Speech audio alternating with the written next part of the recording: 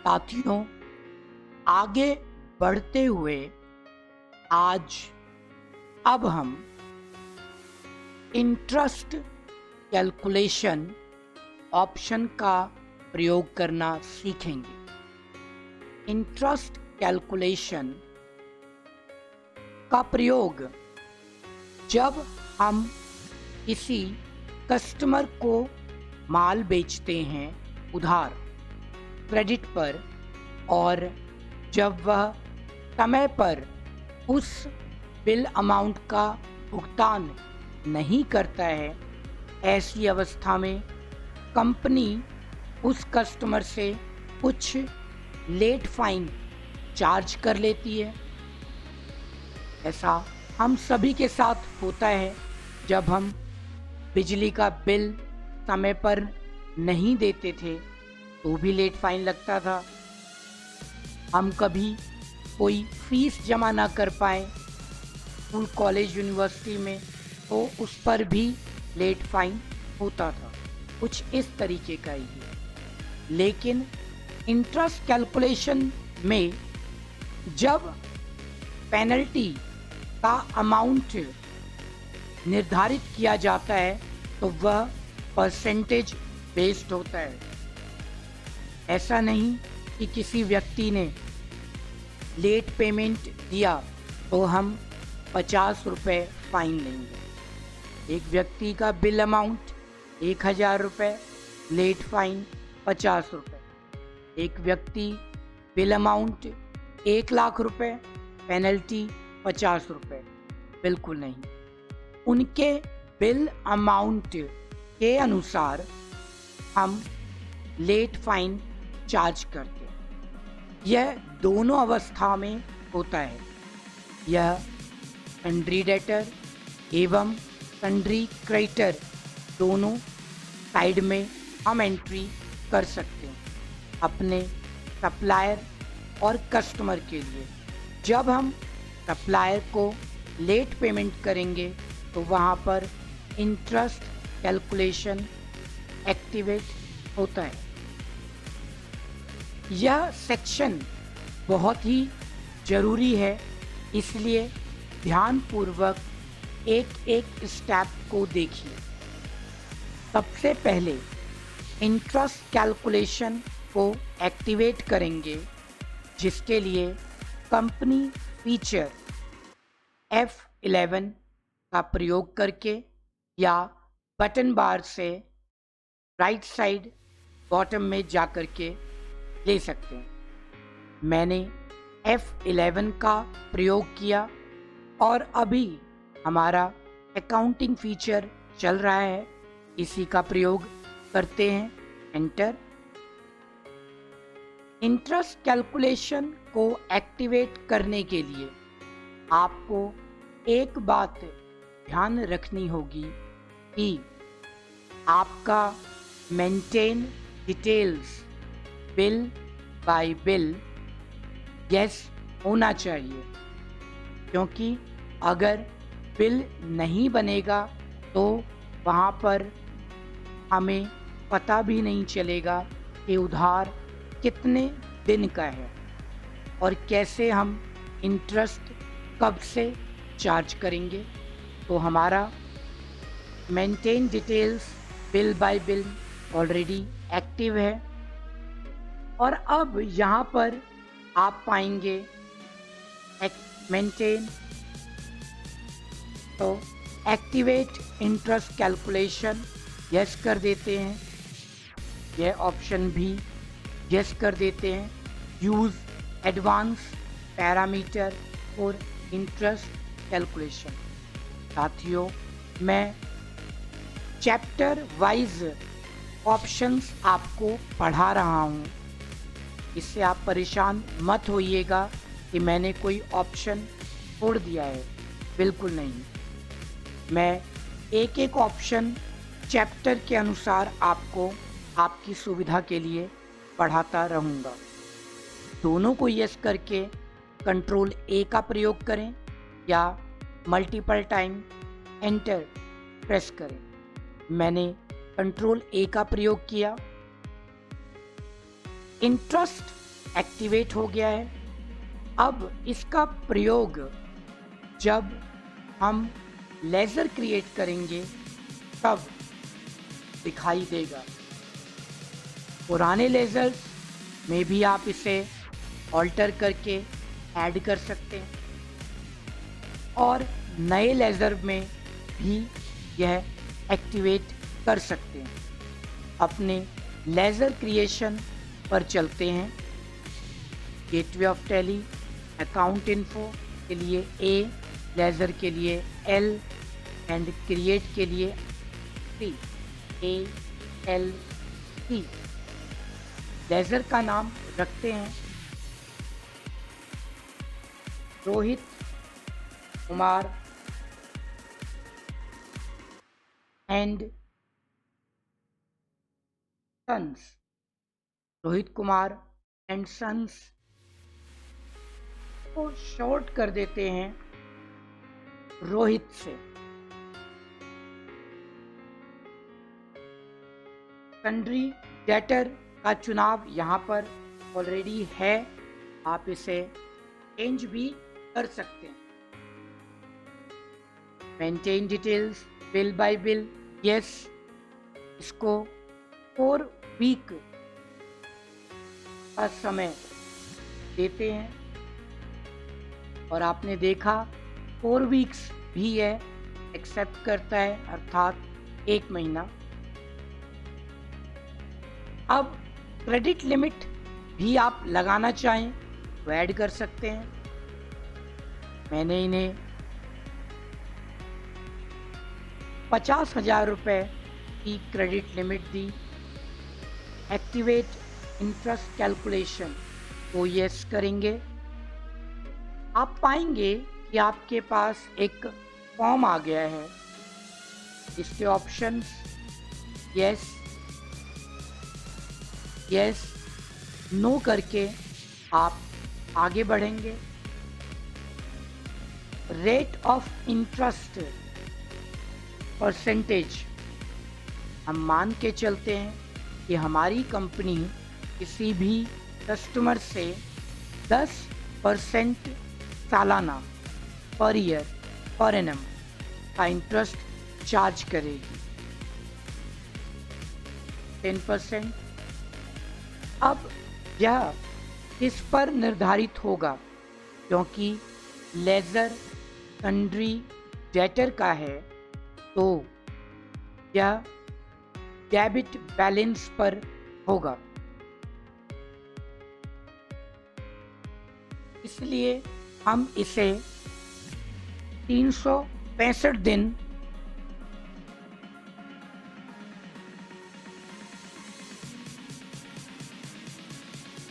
अब 365 दिन का चुनाव करके पर ईयर के हिसाब से हम इंटरेस्ट देंगे, जितने भी दिन लेट होंगे के अनुसार। अब यहाँ पर आपको चुनाव करना है कि किस अमाउंट पर आप इसको लेंगे।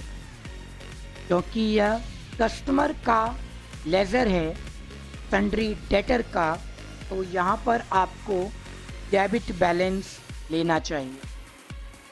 अगर आपने किसी भी ऑप्शन का चुनाव नहीं किया तो वाउचर एंट्री के दौरान आप इसे चेंज कर सकते हैं, ऐड कर सकते हैं, क्योंकि हमने ऑलरेडी एडवांस पैरामीटर और इंटरेस्ट कैलकुलेशन एक्टिवेट कर रखा है। तो वाउचर में यह जरूर पूछेगा हमसे। एंटर। अब यह कब से एप्लीकेबल होगा? हमेशा से, आज के दिन से, या जिस दिन का लास्ट डेट उधार का तय किया गया है, मतलब 4 हफ्ते या 30 दिन या 1 साल, जो भी आपने दिन तय किए हैं उसके बाद ही आपको इंटरेस्ट चार्ज करना पड़ेगा। इसके लिए आप पास्ट ड्यू डेट का प्रयोग करेंगे एवं यह वाउचर की डेट और क्रेडिट बैलेंस की डेट से एडजस्ट होगा, इसलिए डेट ऑफ एप्लीकेबिलिटी का प्रयोग आप करेंगे। नॉर्मल राउंडिंग रख सकते हैं। फिलहाल हम इसे छोड़ करके आगे बढ़ जाते हैं। आप इस स्क्रीन का स्क्रीन शॉट ले सकते हैं ताकि आपको इंटरेस्ट कैलकुलेशन में इन ऑप्शन की जानकारी सही हो। 2, 4, 10 बार प्रैक्टिस करके आप एक्सपर्ट बन जाएंगे। एक्सेप्ट करा देते हैं कंट्रोल ए के माध्यम से। इसे हम 30 डेज पर सेट कर रहे हैं। एक्सेप्ट।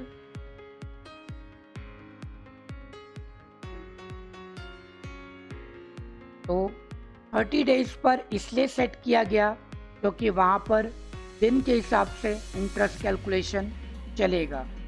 वीक्स को टैली सिर्फ क्रेडिट पीरियड के तौर पर लेगा, इंटरेस्ट कैलकुलेशन में वह आपको प्रॉब्लम करेगा। यह तो मैंने सिर्फ सन्ड्री डेटर के लिए बनाया है। राइटर के लिए भी आप ऐसा ही कर सकते हैं। सिर्फ एक ऑप्शन बदलना होगा, credit balance only. Sundry debtor पर डेबिट बैलेंस, सन्ड्री क्रेडिटर पर credit balance, customer debit balance, supplier credit balance. Voucher पर चलते हैं।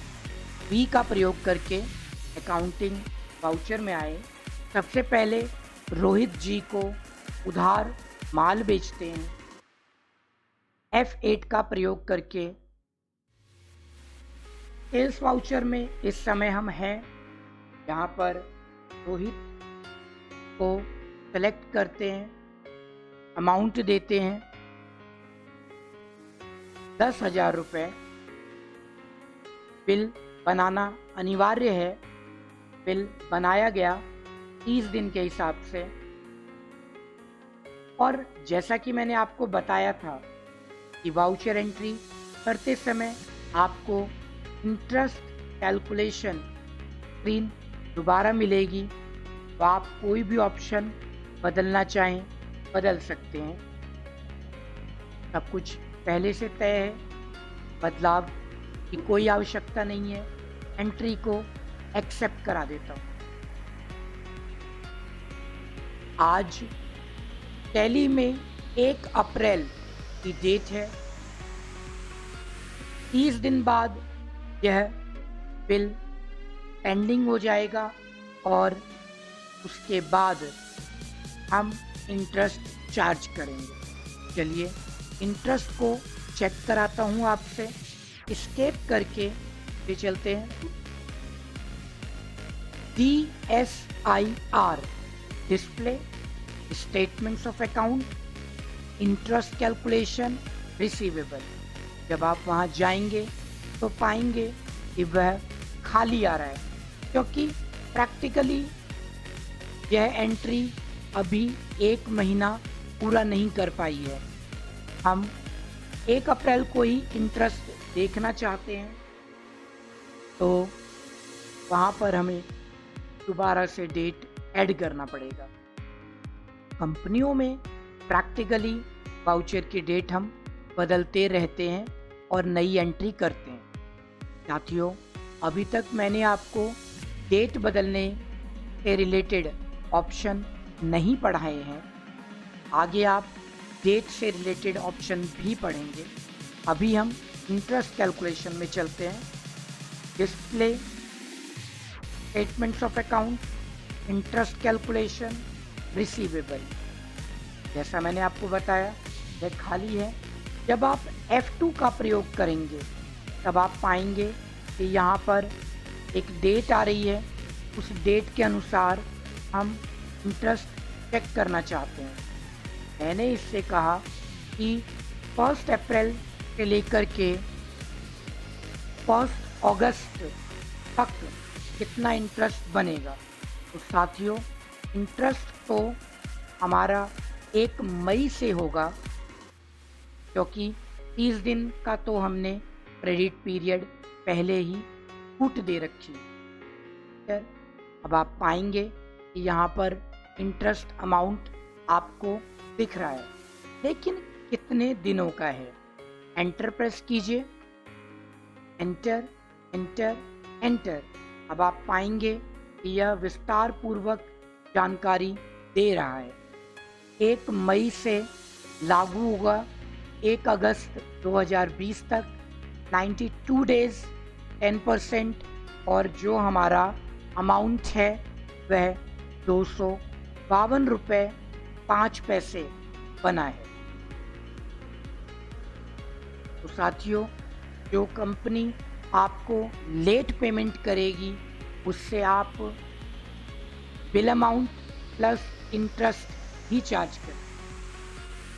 इसकी एंट्री करने के 2 तरीके हैं। एक, bill amount plus interest receivable का लेजर बना करके मैनुअल एंट्री की जाए, अन्यथा डेबिट नोट और क्रेडिट नोट वाउचर्स को एक्टिवेट करके ही एंट्री की जा सकती है। आगे वीडियो में मैं आपको पढ़ाऊंगा कि डेबिट नोट और क्रेडिट नोट की सहायता से इंटरेस्ट कैसे ऐड किया जा सकता है। अभी की इस वीडियो में आगे आप इस चैप्टर से रिलेटेड क्वेश्चंस आंसर असाइनमेंट पाएंगे। आपसे रिक्वेस्ट है कि आप असाइनमेंट ज़रूर करें और सवालों के लिए कमेंट करें। कई बार मैं समय पर आपको जवाब न दे पाऊँ तो थोड़ा सा वेट भी आप कीजिएगा। साथियों, टैली चैप्टर 7 असाइनमेंट आपको जैसा दिख रहा है, इसकी एक PDF कॉपी आपको नीचे दी गई है, जिसकी मदद से आप घर बैठे कभी भी कहीं भी यह असाइनमेंट सॉल्व कर सकते हैं। एक अच्छा स्टूडेंट सभी असाइनमेंट्स को संभाल करके रखता है और भविष्य में उसका लाभ उठाता है। चैप्टर नंबर 1 से लेकर 7 तक आपको डिफरेंट असाइनमेंट मिले हैं और उनकी सॉल्यूशन वीडियो भी आपको मिलती है। प्रतिदिन सुबह हम टैली चैप्टर वीडियो अपलोड करते हैं एवं शाम को उस चैप्टर का सॉल्यूशन भी आपको देने की कोशिश करते हैं। इससे लाभ उठाएं, आगे की ओर बढ़ते हैं। धन्यवाद।